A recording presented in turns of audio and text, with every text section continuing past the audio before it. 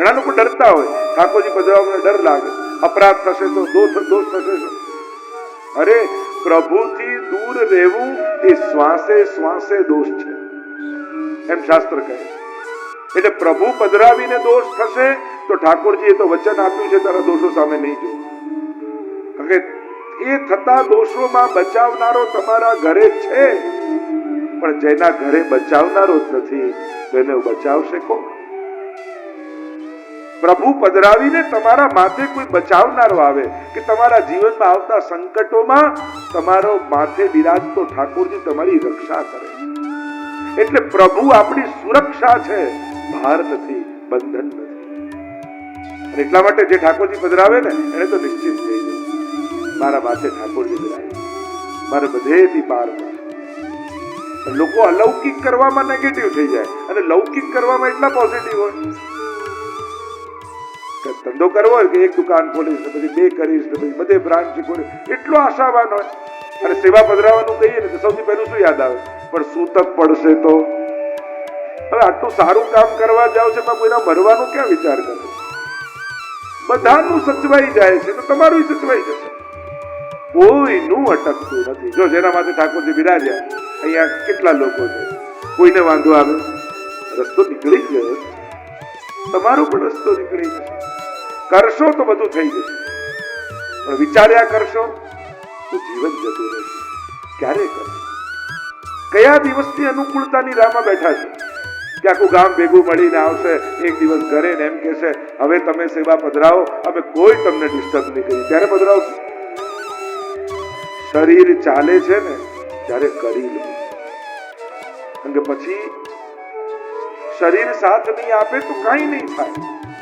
અને એટલા માટે યુવાની છે, ઉત્તમ રીતે શરીર ચાલે છે તો સત્કર્મો કરી લો, પ્રભુનું ભજન અને ભક્તિ કરી લો. આ શ્રેષ્ઠ સમય છે.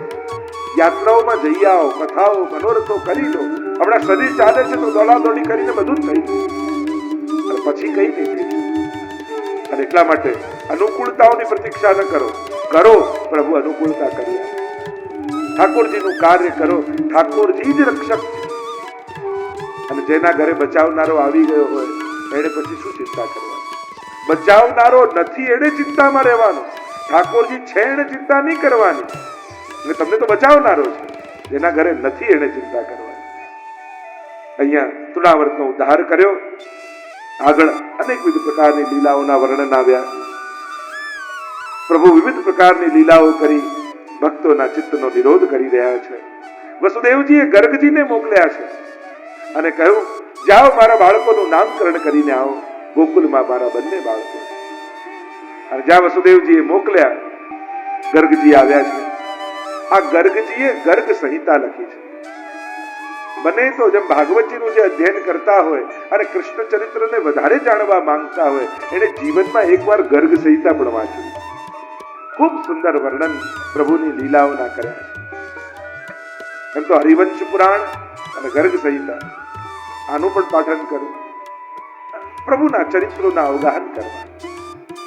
ગર્ગજી આવ્યા છે. નંદ બાબાને કહ્યું કે તમારા બાળકોના નામકરણ કરવા માટે આવ્યો છું.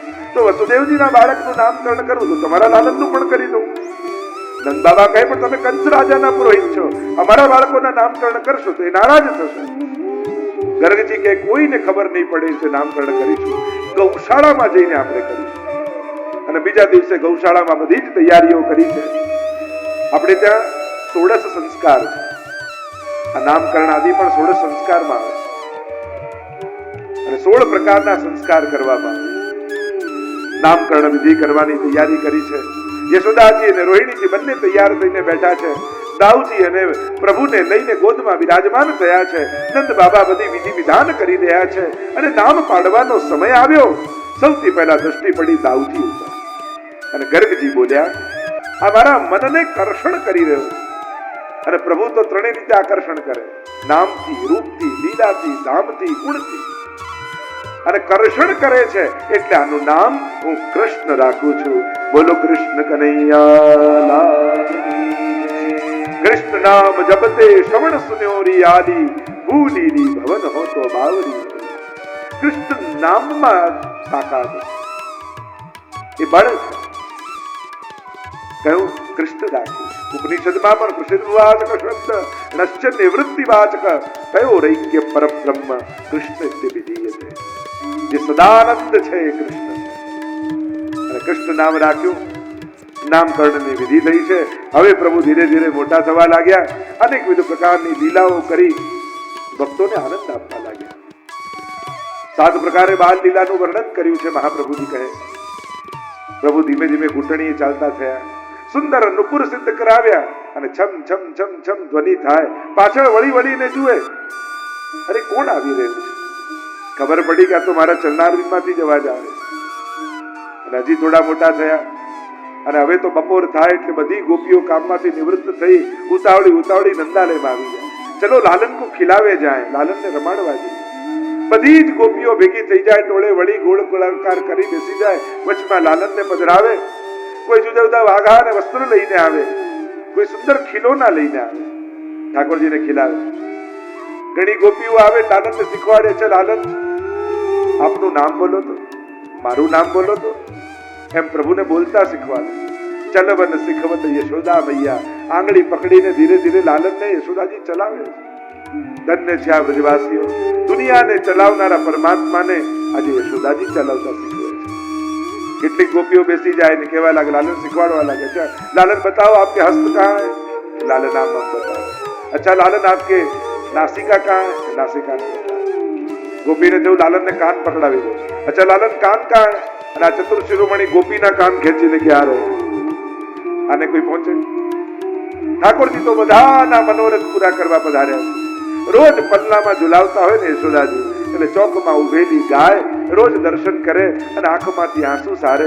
કેવી યશોદાજીનું સૌભાગ્ય છે, રોજ લાલનને પલ્લા ઝુલાવે. આવું સુખ મને ક્યારે મળે? અને બધાના મનોરથ પૂરા કરવા પ્રભુ પધાર્યા છે. એટલે ઘૂંટણીએ ચાલતા ચાલતા ઠાકોરજી જ્યારે ગાય બહાર બેઠી હતી એની પાસે પહોંચી ગયા અને ગાયના સિંગ પકડી લીધા. સિંગ પકડ્યા એટલે ગાય ઊભી થઈ ગઈ અને ઠાકોરજી લટકે છે ઉપર. અને ગાયને યાદ આવ્યું, રોજ યશોદાજી પલ્લા ઝુલાવે, આજે મને સુખ આપવા માટે ઠાકોરજી આવ્યા. એટલે મુખ નીચે ઉપર આમ કરી જાણે લાલનને પલ્લા ઝુલાવતી હોય ગાય, એવો આનંદ લે છે. અને હવે તો થોડા મોટા થયા, સરખા સખાઓ મળી ગયા, ટોળી બનાવી અને કહ્યું કે આપણા આ ટોળી છે, આપણી આ મંડળી છે અને નિયમ એક જ છે, જે મળીને વેચી ખાવા. માખણ મળે તો માખણ ને માર મળે તો માર.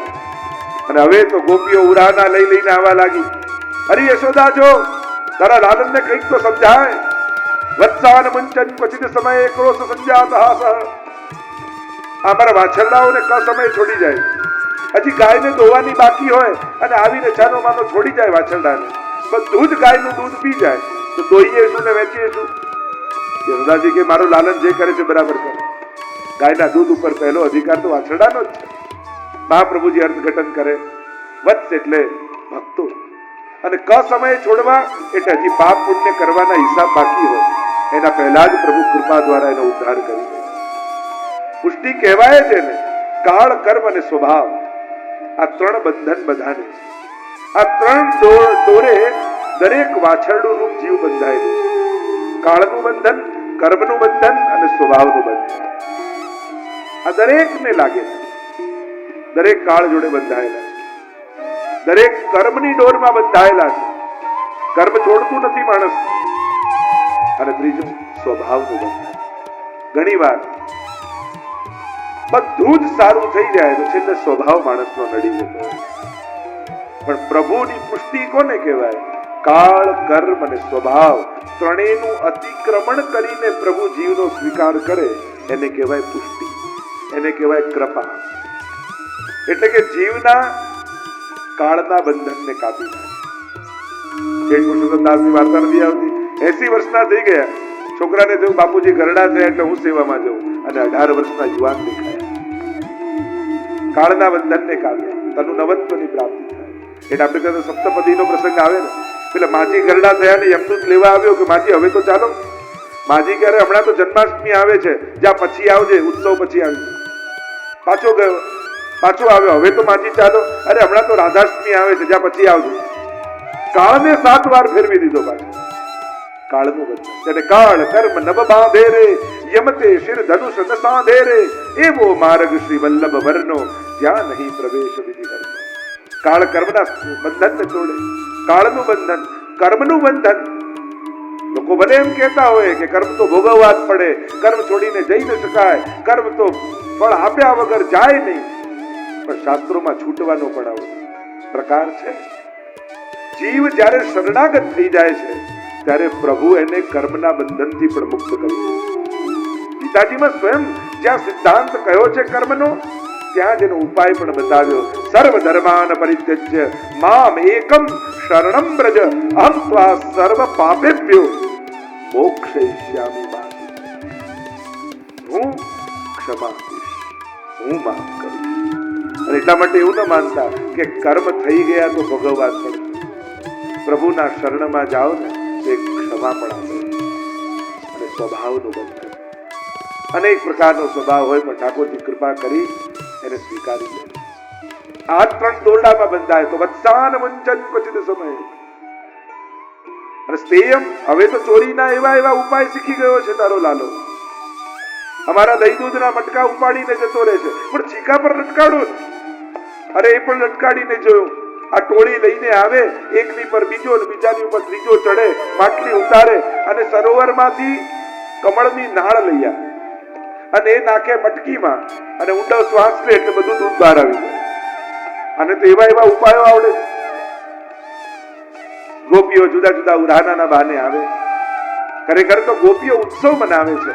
રોજ ગિરિરાજ બાવાને વિનંતી કરે છે, જ્યારે દહીં વલોવતી હોય, વલોવતા વલોવતા મનમાં ભાવ કરે, આ માખણ કાઢ્યું તો છે, પણ આ માખણ પ્રભુ માટે કાઢ્યું. હે પ્રભુ, આજે મારા ઘરે આપ પધારજો. હે ગિરિરાજ બાવા, તમારી માનતા રાખું છું, જો ઠાકોરજી મારા ઘરે પધારશે ને તો એક શેર દૂધ અને દહીં તને ચડાવે. એવી માનતાઓ રાખે. આ તો ચિત્તચોર છે. માખણની ચોરી નથી, આ તો મન અને ભાવની ચોરી. નિત નવીન જાગેલા ભાવના સ્વીકારની દીધા છે. એવા એવા ઉપાયો શીખી ગયો છે. એક વાર ચંદ્રાવલીને ત્યાં ચોરી કરવા ગયો. યુક્તિ કરી, નાનકડી ગોપીનો વેશ પહેરે અને માથે ઘૂમતો તાણીને ચંદ્રાવલીનો દરવાજો ખટખટાવ્યો. જ્યાં દ્વાર ખોલ્યું, જોયું તો નાનકડી ગોપી ઊભી છે. પૂછ્યું, તું કોણ છે? અને પેલી કે અરે મને ના ઓળખી, હું તારી નાની બેન ભદ્રાવલી. ચંદ્રાવલી કે હું તો પરણીને આવી, મારે તો કોઈ બેન નથી, કે તું ગઈ પછી મારો જન્મ થયો. નીચેથી ઉપર, ઉપરથી નીચે જેવું આખું શરીર ઢંકાયેલું, હાથ બહાર દેખાય ને પણ કાળા કાળા. અમારા ઘરમાં તો બધા ગોરા છે, બાબા ગોરા, મૈયા ગોરી, હું ગોરી, તું કાળી કાળી ક્યાંથી થઈ? કે મૈયાનો વાત, તારો જન્મ થવાનો હતો ત્યારે તો બહુ દહીં દૂધ ખાધા, મારા જન્મ સમયે જાંબુની સીઝન ચાલતી હતી એટલે હું કાળી કાળી થઈ ગઈ. અને પેલી ભોળી માની ગઈ, ઠીક છે બેન, આવો ઘરમાં આવો. અને ખબર હતી પ્રભુને કાં તો જલ ભરવા જવાની સમય થઈ ગયો છે. અને કહેવા લાગી, આવો બેન, આટલા સમય તું મારા ઘરે આવી અને મારે તો જલ ભરવા જવું છે, તું થોડું ઘર ચોખ્ખું કરી દઈશ? પ્રભુ કે તું જાતો ખરી, આખું ઘર ચોખ્ખું કરી દઈશ. અને ચંદ્રાવલી તો રાજી થતી થતી આવી અને કુવાની પાર પણ બધી સખીઓ ભેગી થઈ, ચર્ચા કરવા લાગી. આજે તો મારા ઘરે મારી નાની બેન આવી. તું આટલી મોટી તારી નાની બેન તો ક્યારે સાંભળી નથી? અને પાછું આશ્ચર્ય એવું, અમારા ઘરમાં બધા ગોરા ને એ કાળી. અરે ક્યાંક પેલો કાળો કનૈયો ના હોય? અને પેલીને યાદ આવ્યું, માટલું ફેંકીને દોડ. અને ત્યાં તો ઠાકોરજી સખાઓને બોલાવી લીધા, દહીં દૂધના માટલા ઉતારી બધાને વાટવા લાગ્યા. કે પ્રભુ એકલા ખાતા નથી, પ્રભુને તો વાટવાની આદત છે. વૈષ્ણવની પણ એ જ આદત હોવી જોઈએ. પેટ ભરવા માટેની, ત્યાં તો પહેલા પ્રસાદ વાટો. આપણે ત્યાં તો મહાપ્રસાદની પ્રક્રિયા છે. પ્રભુને ધરીને મળે એ પ્રસાદ, પણ વૈષ્ણવને વાટીને લઈએ એ મહાપ્રસાદ. આપણે ત્યાં તો મહાપ્રસાદ લેવા. અને ઠાકોરજી બધાને વાટે છે. એટલામાં ચંદ્રાવલી દરવાજો ખોલ્યો અને બધા સખાઓ જોઈને ભાગ્યા, હાથમાં આવ્યા ઠાકોરજી. આજે યશોદાજીને બતાવીશ કે ચોરી તું કરે. અમે રોજ કહીએ છીએ, અમારો ભરોસો નથી કરતી યશોદાજી, અમારું માનતા નથી. આજે પોતે જોશે તો એમને ખબર પડશે. હાથ પકડીને ખેંચવા લાગી ચંદ્રાવલી. આજે તો યશોદાજીને પોતાની આંખે બતાવીશ. અને પાછળ બધા જ સખાઓ હો હો હો હો કરતા પાછળ પાછળ ચાલે. અને ચંદ્રાવલીનો દીકરો એની જોડે. વચમાં બજાર આવ્યું, સસરાજી દુકાને બેઠા હતા અને ઘૂમટો કાઢ્યો ચંદ્રાવલીએ. ઠાકોરજીને થયું કે હવે મોકો છે. પ્રભુ કહેવા લાગ્યા, હરી સખી તે ક્યારનો મારો હાથ પકડ્યો છે, હું આટલો કોમળ, તારો હાથ કઠોર, થોડી વાર મારો હાથ છોડીને બદલી તો લે, આ હાથ છોડને બીજો હાથ પકડ, મારો હાથ દુખે છે. ચંદ્રાવલીને પણ થયું કે સાચી વાત છે, લાવ કનૈયા આ હાથ છોડ ને બીજો હાથ. જ્યાં હાથ છોડ્યો એના દીકરાનો હાથ પકડાવી દીધો, ખિસ્સામાંથી મિશ્રી કાઢી એના મોઢામાં ભરી દીધી. મિશ્રી પીગળે નહીં, પેલો બોલે નહીં, હું કરતો જાય પણ પેલી સાંભળે તો ને, બોલતી જ જાય કે હવે યશોદાજીને ખબર પડશે, અમારું માનતા નથી, અમારા પર ભરોસો કરતા નથી. ઠાકોરજી તો છાનામાના દોડી પાછળ દિવાલ કૂદી સૈયા મંદિરમાં જઈને પડી ગયા.